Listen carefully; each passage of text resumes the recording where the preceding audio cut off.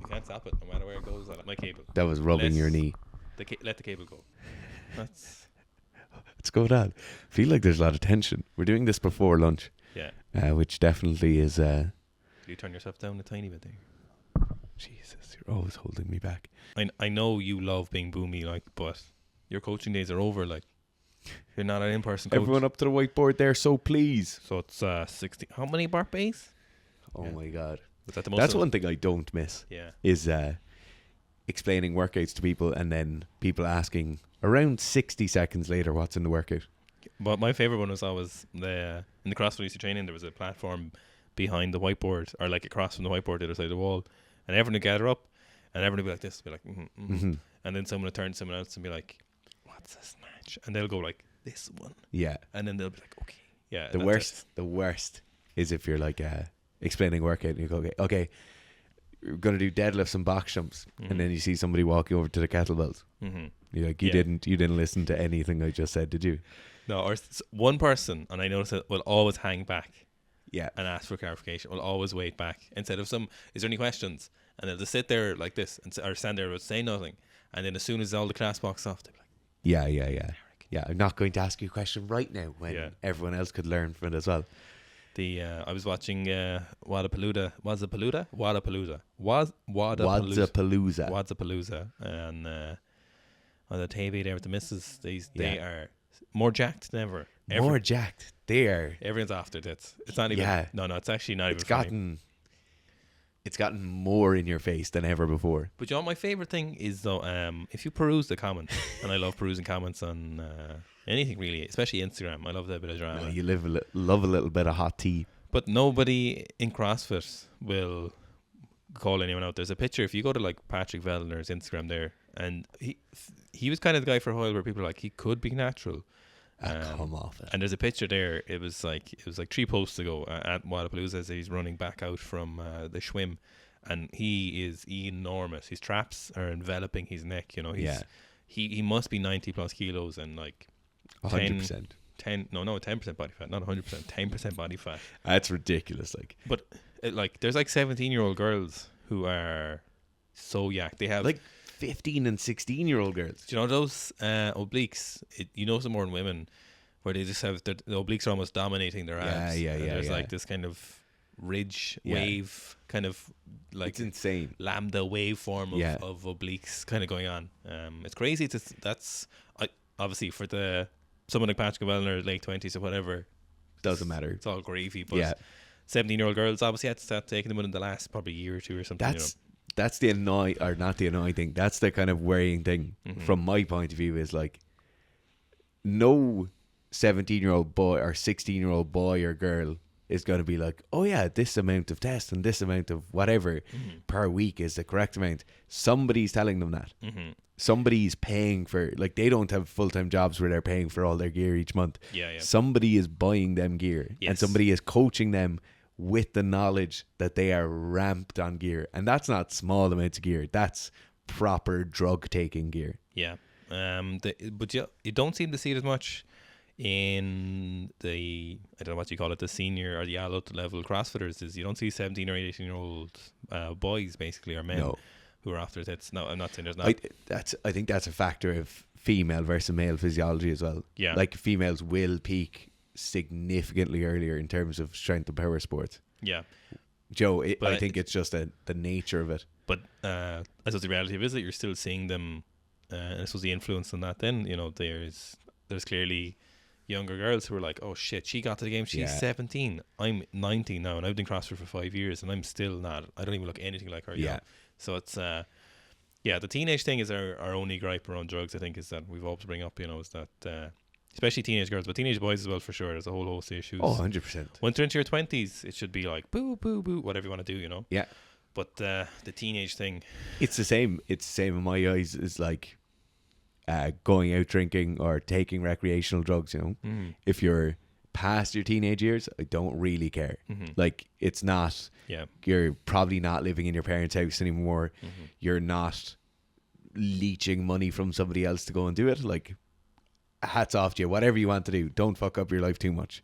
Whereas like when you're in school, going through a probably turbulent developmental period if you're a high level athlete as well as a high level enhanced athlete, I think it is just, I think it's quite shitty, and it's not the athlete's fault. You know what's really interesting is, I suppose, limited experience now with teenage girls, to be honest. Yeah. Now or back then, but it's an interesting. I don't know many teenage girls who would have blasted a load of gear when I was younger. I would definitely have come across, if they had access to it, girls who would have done that. Like, really? Girls who are good athletes, you know. What kind of context? What just situation? like playing field sports. Really? Or else like one-on-one athletics people. Just in the same way where, you know, lads who are lunatics and really, really into sport. And that's only a handful compared to, I could name hundreds of lads you came across, you know. I don't know. I'd say when I was younger, I'd say I don't think there would have been a lot of lads who would have actually taken performance enhancing drugs. And I think the thing is, though, is they still don't take steroids, like anabolic steroids. They'll all take SARMs, though. SARMs is such a weird thing that people have, like, it's like passed by. It's like a kind of exotic supplement. Yeah. You'll see loads of lads taking that. I see something in the what was I reading the other day? It's on about school age rugby players using SARMs, you know, and it was on mainstream media or something, because we were only talking about a few weeks before that. I remember, because we met some lad in the gym, you know, and he was like 110 kilos, 6'4", something like that, 11% body fat, like squatting over 200 or more kilos, schools rugby, and they're dime a dozen. You got a Connacht, absolutely, Munster, any of those two provinces, like you'd see a lot of that. I don't know much. Not Connacht, sorry, Leinster, Munster. Really, I don't know about much. Connacht. Ulster and Connacht to be the same. Ulster probably would be likely similar, where you just I'd say they're very prevalent, you know, and it's so, like, if you walked into the city today, you'd find 100 of those lads. In that kind of shape. That level of athleticism, they wouldn't all be that level of rugby player because they wouldn't have the skill to do it. But they're in that physical shape that if they had the talent, they could go and do it, you know. They don't really need to be taking drugs, though, is the thing. Like, there's just it's kind of a waste of time.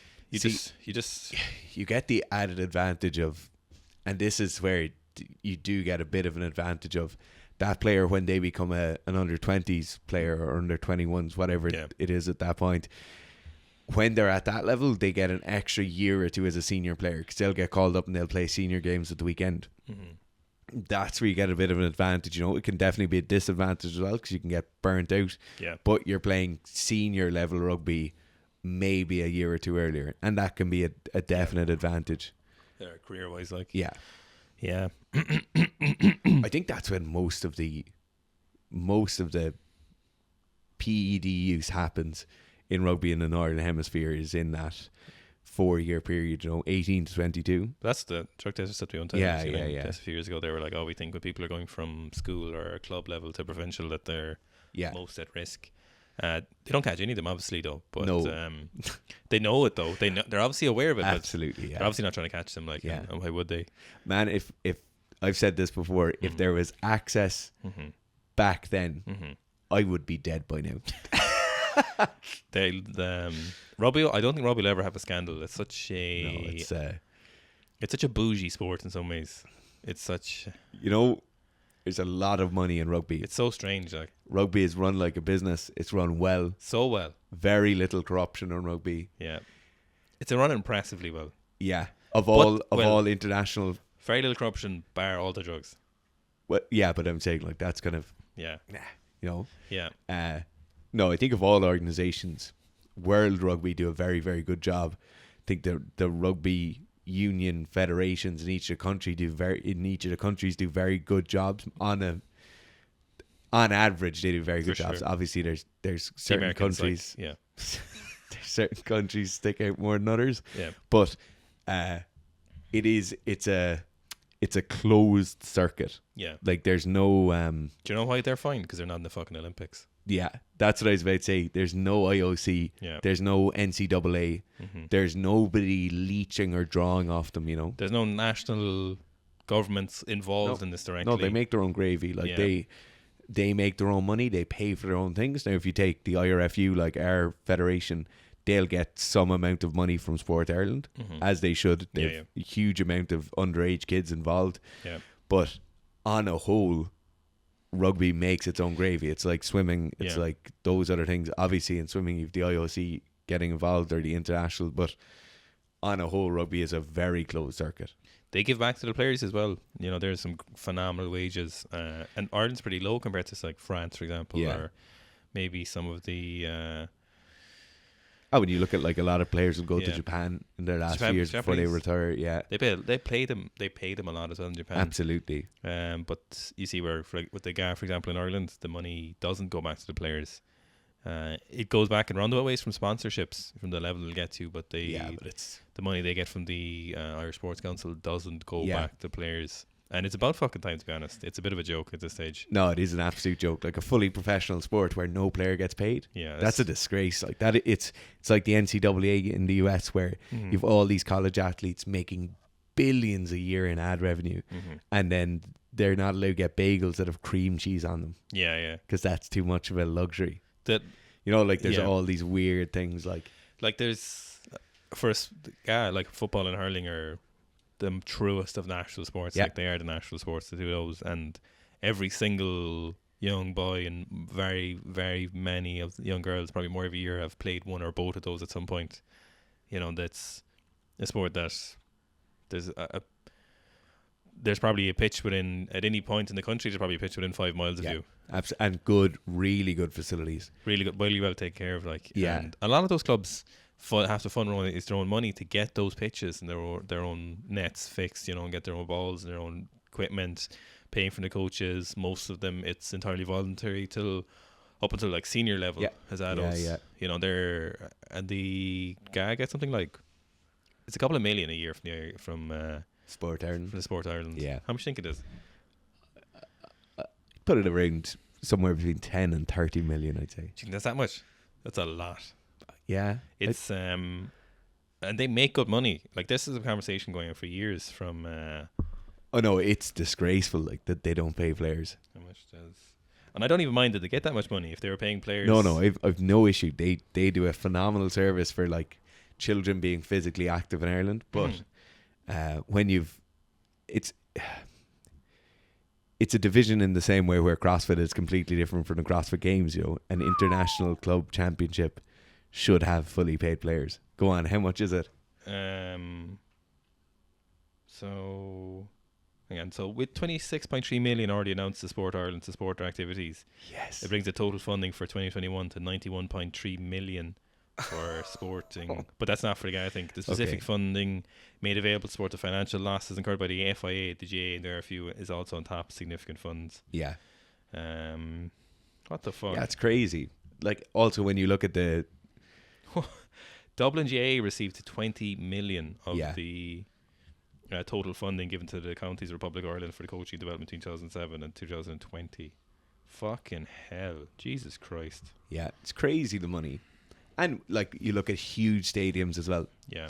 Like, we have 2 big stadiums here in Cork just for GA. Recently renovated as well. Yeah, like really well, nicely done up. 80,000 seater stadium in Croke Park. Like, very, very large infrastructure.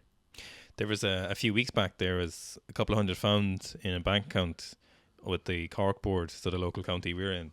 And no one knew. It wasn't a corruption thing. It just had been completely missed. Yeah. There was like a couple of 100,000 or something, or it was like 100,000 or something, a little bit more. And they were like, we've no idea. That's hilarious. Where this money came from. Someone fucking knows where that came from. Yeah. But it was someone obviously either got away with it or was a genuine mistake. But I'd be very surprised. Or else an older board member who kind of isn't on the board anymore had kind of put it there. Been squirreling it away, like. Yeah. Had an unfortunate accident. Yeah. And no one knew about it. Isn't it? It's like a little treasure map. Yeah. It's buried at the back somewhere. The Sika strength treasure. Yeah, so sport in Ireland, there's the GA is the Gaelic Athletic Association. There's football, handball, camogie, hurling. Rounders is in there for some reason. Yeah. I don't know if does bowling get anything? No. Bowling's not in the Common New Glasgow. As far as I know, I don't think it's Bowling is not bowling. It's a different sport in Ireland where people play it on a road with a steel ball. and you get from start to finish and you throw as little throws as possible. Yeah. And the money lads put on that. The gambling at road bowling is mental. Yeah, You're talking about tens of thousands of euro changing hands in cash on the side of the road. Oh, it's all cash. Oh, it's all cash. So, like the sport, as Gareth said, is you've a set out route on an old country road. You've two bowlers. Yeah. They both have a piece of steel shot and they throw it. Like there's It's usually the late summer, speed isn't it? that ball. Yeah, You'll just drive around the corner and there'll be 100 people standing on the road. it's And crazy. Everyone just run off the road as you drive through, and then they'll run back on again and keep going. I don't think shin kicking's in the Common Casquale. I actually screenshotted something yesterday. But shin kicking. No, Go on. I have a funny story about shin kicking. About an old Irish wrestling form that's Catch like and elbow and catch. Yeah. Yeah. mental, isn't it? There's a statue somewhere in the country of one of those wrestlers that went to America wrestling. He was an elbow wrestler. Yeah. No, actually, the statue might be in America of him. What were you reading about it? Do you know what? So in shin kicking, which is an English sport, do you know what you have to shout when you're done, when you give up? Like so, No. like tapping out. Yeah. You have to shout sufficient. No fucking way. There's What a crazy sport. what's a catch and elbow? Is it? Something like that. Yeah, it's on my phone. Yeah, it was very popular, but you don't really hear much about it. Wrestling. Famous. Every culture in the world really has their own wrestling. The Mongolians have their. Yeah. Did you find it? This is just showing me modern day lads, and Jesus, I've no interest in that. No. Jesus Christ, no. So, Gareth, how's your jiu-jitsu journey going? Good, yeah. I'm getting kind of starting again.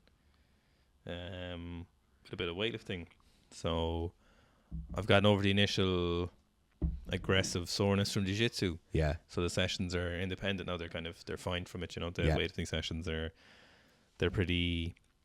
uninhibited by jiu-jitsu and vice versa. So that's fun. Because the initial few weeks I was doing very little weightlifting, but I've kind of started up again now as people have seen from the vlogs. You know, so initially it was very lots of dams in random places, just energy sapped, all that kind of adaptation energy. So for weightlifting sessions, it was obviously not good, but it's pretty good for the moment. Yeah. I'll see I'll really have to cut back to jiu-jitsu once Bristol is done, you know. Mm-hmm. And I'm very happy to do this much jiu-jitsu anyway, but I'm happy to do it again up until Bristol. But then it's kind of shit or bust, you know, so I'll probably have to tailor back to maximum no more than 2 sessions of jiu-jitsu a week, I'd say. Yeah. And then eventually be 1, and then it'll probably come a point where I'll just have to stop for a month or so. Yeah. Or at least 2 or 3 weeks. Seeing how things are going, which is unfortunate, but that's the nature of trying to be. That's just how it is. Like trying to be good at one of them. Yeah. But I'll definitely keep 1 or 2 for a long time, you know. Yeah. So I'll hopefully only have to drop it off for maybe like 2 or 3 weeks, and then that should be alright. What's your timeline looking like? Are you saying 8 months, 10 months, or just keep going? I don't know. Wait, timeline for jiu-jitsu or training? No, for weightlifting. As in like this training block. Yeah. I'll see probably till August. What are we now? March, April, May, June, July. So I'll see. I'm just going to keep kind of exercising for the next few weeks. Yeah. And just kind of train and just kind of get back into shape. There's no rush with this, which is that's a good thing about weightlifting. You can spend forever getting ready. Yeah. And it'll never be a negative. No, it's always positive. Yeah, like you'll either just not stop getting positives, but it'll never be a negative, or you'll just keep getting positives, you know? Like you can just keep doing the snatch, clean and jerk. Hey. What's that? Nobody'll ever stop getting positives. It's weightlifting. So it's like I could do this for 2 months that I'm doing now. Yeah. Just little prep stuff, just like touching the weights, doing muscle snatches, a little bit of snatching. Like I could do this as long as I didn't go crazy with the strength stuff. And even with the strength stuff, you could still tip away with that, you know? Yeah. So it's all all this training is a benefit to weightlifting, getting back into shape until Bristol, so there's no real rush. No, Yeah. I don't have a timeline on this. If this was, for example, 4 weeks from a peak or whatever, and I tried to add like 2 or 3 weeks, but it wouldn't work, you know. Yes. As we saw, for example, from Malta to Romania, you know. Mhm. So this kind of training, Once it's gone, it's gone. once it's gone, it's gone. But if you're building up, it's perfect, you know. There's no, so I'll just keep building up for a while, and I'll keep cutting down weight, because that's one of the important things I need to do this time before I really start the big push in the weightlifting. This training block is I just need to be lighter. So I'm about 104 at the moment, and I'll just keep going. Yeah. Hopefully I'll get to 98 for Bristol Jiu-Jitsu. In other exciting news, our studio build next door will be in the next few weeks kicking off. Yeah, we're in January still. We are, yeah. It feels like it's been forever, but it's also Christmas was yesterday. So Yeah. it's kind of January is the weirdest time warp. No, it is a time warp. I think the days between Christmas and New Year's Eve are a heavy wormhole of time where nothing happens but everything happens. You're basically a wordless piece of shit. Yeah. Between St. Stephen's Day and New Year's Eve. Do you know people who call Irish people who call St. Stephen's Day Boxing Day They're English people. They should be expelled. They're English people. That's actually grounds for excommunication. They're not Irish people. No, it's terrible. No. People and as well, most people just call it Stephen's Day. Yeah, Stephen's Day.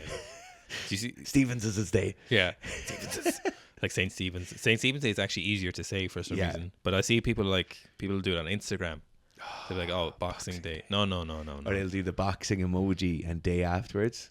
Get off my feet, lad. Be proud of your culture. Yeah. Be proud of being Irish. Like there is, and more importantly, of being proud of your culture. Yeah. Be belligerent in opposition of other people's culture. Like part of the being proud of Irish culture is also the testing of English culture. It's just the way it is. Like we can't do anything about it. That's just how it is. It's nothing personal. It's our culture. Like no, it's just 800 years of colonialism. Yeah. I see this thing recently. I don't know if I talked about this in one of the other podcasts. Maybe I mentioned to you, but there's like just a little bit of the internet randomly I see at the odd place where people were arguing that like, oh, Irish were colonizers too, because in India there was a few Irish people working in the government. That's not the right word. Kind of I suppose in the government, in the regime, right? In the regime, who were Irish people in the colonization of India. So they're like, Irish people are colonizers too, and you're like, that's not really. That's a bit mad, isn't it? That's a bit of a stretch. That's a little bit of a stretch to assume that, or to make that we were colonizers. Yeah.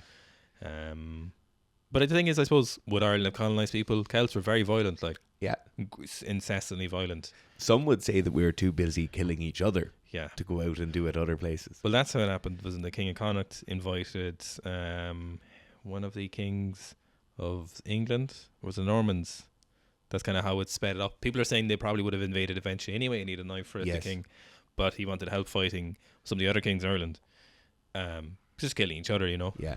Good old-fashioned murder. Good old-fashioned hating each other. So, it's like, if we'd gotten our shit together sooner? Yeah.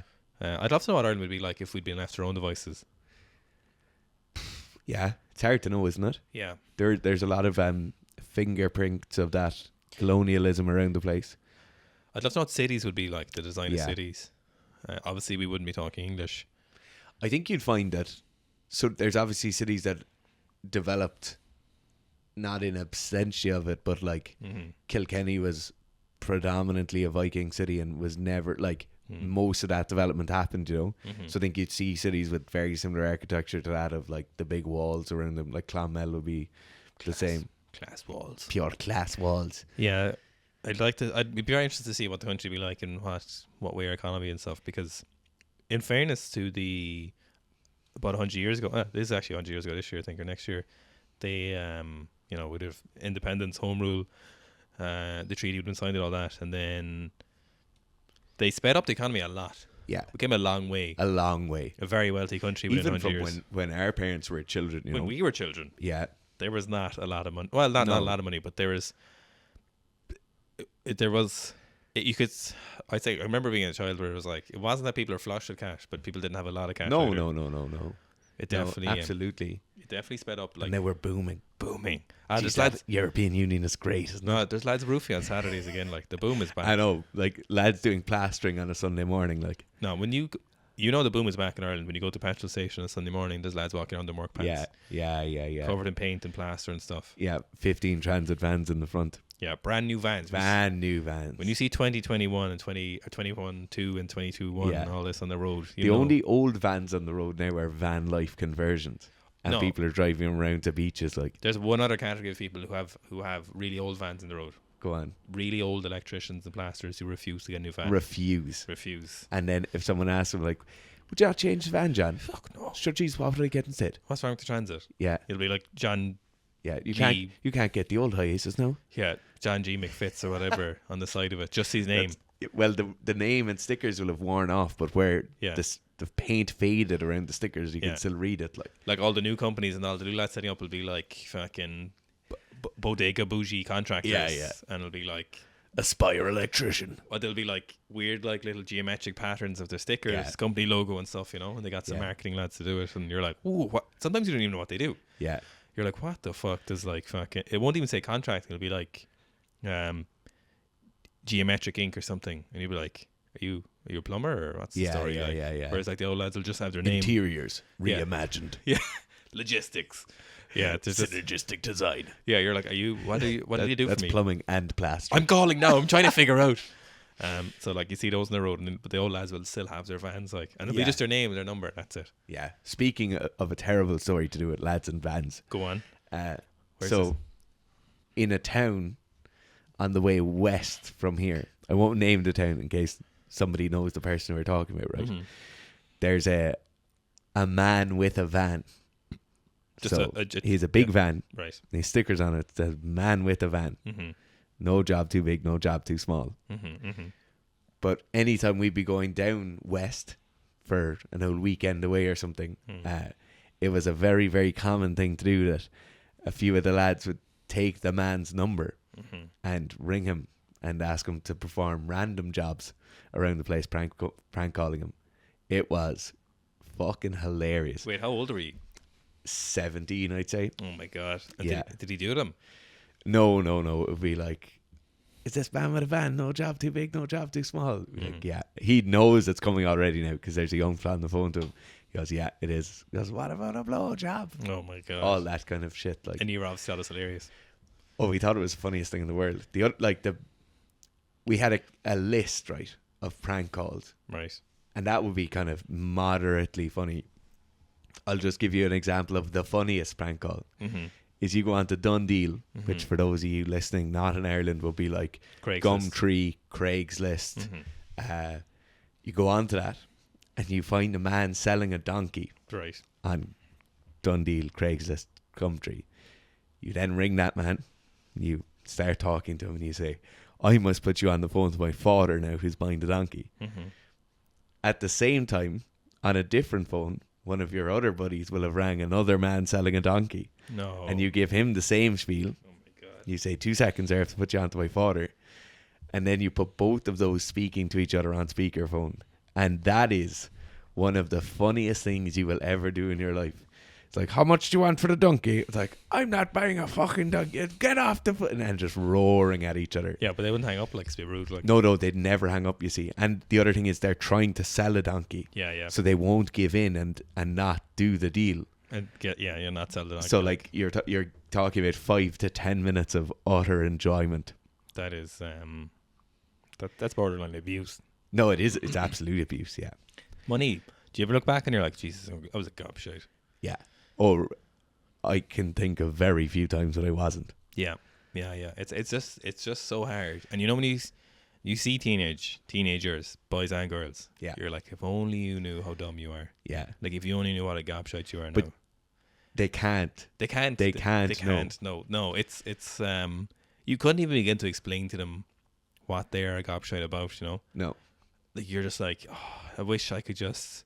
But all you can do is give them 10 years, you know? Yeah. And they'll be like, oh, fuck. And then it's just a repetitive cycle. I assume this has been going on for tens of thousands, hundreds of millions of hundreds of thousands of years, possibly. Yeah. How long have we been top predator? Like 127,000 years? Top predator. Number 1 apex predator. I assume it's been going on since then. Yeah. But you think about a month of like, maybe you're not, because you'd probably have to be killing people by the time you're 15. Either getting married or murdering people, like, you know.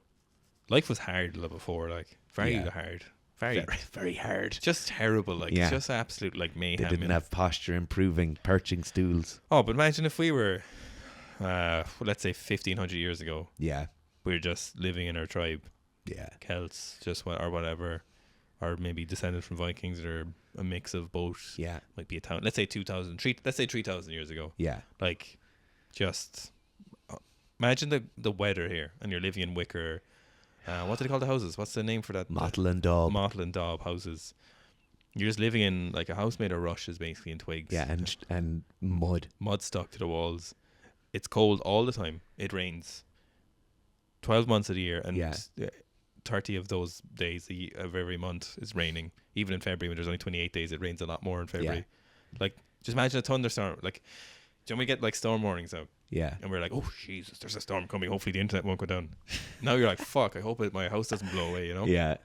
We're all like, just someone could at any point just come and murder you and your whole family, or try and murder you, coming up over the wall of your ring fort. Like, you're trying to mind your goats, your cows.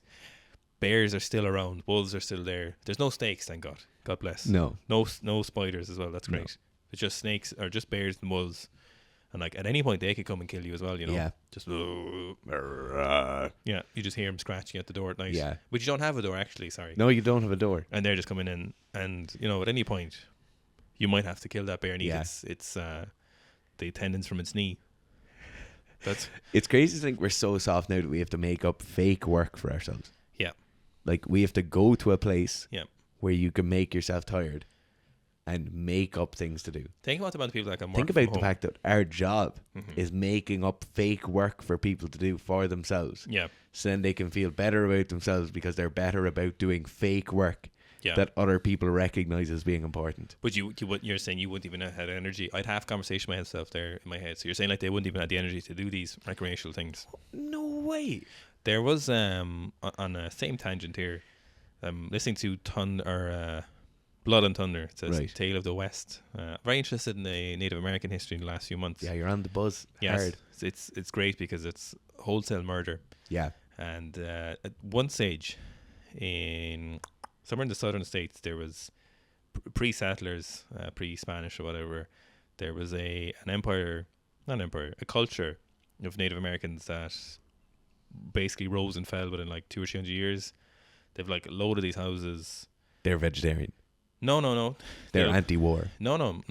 They had like multi-story buildings. What? Yeah, like amazing pottery and stuff. And there was just a series of droughts, and they can see from like the fossil record or whatever, and just wiped them out.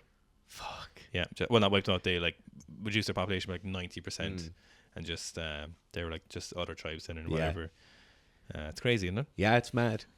You could, just someone could murder you. Yeah, and there's no reprimanding. They're just coming. Yeah, but the great thing is, then you could go murder people. Then you could go and steal their stuff, you know.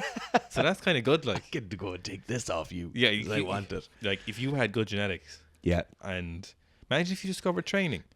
Imagine Imagine if you were like, if I do this, I get better. But you wouldn't know, so you'd never know because you'd have to do it for a few weeks. And like you'd never put yourself in a situation. And as well, you're putting yourself in a terrible situation when you're sore and tired. For those few weeks, compromise yourself. Like you'd never understand that. Like if I do some training, like we're talking about like kind of early civilization, like Bronze Age or Stone Age, like you'd never understand that if you did, because you have to commit to it. For a few weeks. Yeah, it's got to be three weeks minimum. For those few weeks when you're doing your like push-ups or whatever, you'd be like, am I getting better or just getting, and you get worse for a while because of the dams. Yeah. So you'd be like, oh geez, I really shouldn't exercise. Like, you know, that's imagine if you'd learned and you got all the other lads and the girls and everyone just started training, you know. Yeah. Surely some group of humans at but some you're point, like, look at the Spartans. Yeah. You know, I suppose that was later when there was a luxury of people having specific jobs. Like we were talking like like early but farming, even the Greeks had like you know, like gladiators and Roman stuff. But I think about before that again, like 1,000 years before that, you know. When there was dragons. Who was the trolls. first? When there was dragons.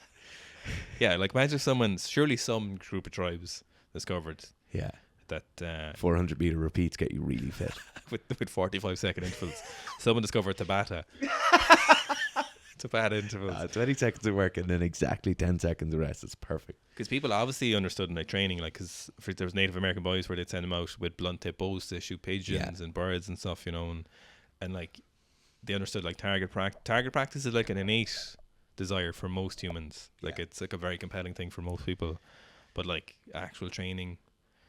I know Milo. I don't know how old, you know Milo? Yeah, carrying a calf. Yeah, like when they discovered periodization, you know, or linear periodization. They, like, was that the earliest form of training? When Juggernaut invented periodization, like beep. No, it's could have been terrible. Right, let's do a few quick fire trivia pieces. Right, I have nothing. Right? I have nothing in my head now. Right. I know. I'm well aware you've nothing in your head, kid. Ooh. Oh shit! Do Do you want to go first? Okay. I've got an Irish history one for you, actually. Okay. So after 1916 Rising, Yeah. there was a couple hundred men arrested. Men and women. No, just men, actually, I think, at this place. They were sent to a different country. They were sent to a particular camp. What country was this camp in? This prison camp. Prison camp. Australia? No, Wales. No way. Yeah. They released like a Never knew that. Yeah, it's very strange, isn't it? In the mid 1800s, Okay. there was a terrible famine over here. So half the population basically got wiped out. They either left or they died. I've heard of it. What year 18... did that famine start? 1845? No, What was it? 1846. Fuck. Yeah. I knew it was made... I knew it was And the 40s. famously, Yeah. the Christy Moore song about the famine Mm-hmm. said 1847 was the year it all began. But it's incorrect. But it just rhymed better. Well, it was genocide, like. Yeah, it was genocide, yeah. Okay. I've got one. Okay. Oh, this is a good one. California Yeah. used to belong to which country No. in the 1800s? Which country? Yeah. Holland. Mexico. Fucking hell. Yeah, I didn't know. I knew Texas. No way. I knew Texas belonged to Mexico, but I didn't know California did. Yeah. That's crazy, isn't it? Yeah. Yeah.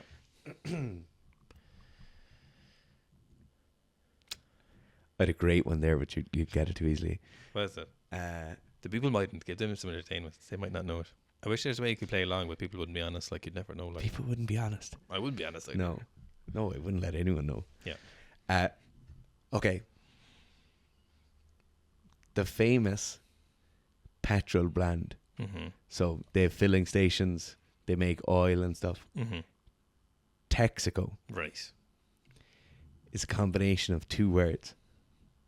What are those words? Texas and Company. Texas and Mexico. No fucking way. Yeah. Why is that? Just I think it was like a cross-border operation. how many have I asked you? I got you two. Okay, I could surely think of one more. Fuck. I have my one lined up. If Go on, wanna- you go for your one while I think. Okay, so looking at the skull here. Yeah. Can they see that on the camera? I don't have my glasses No, on. they can't. They can see a tiny bit of it. Don't take it out. Take it out.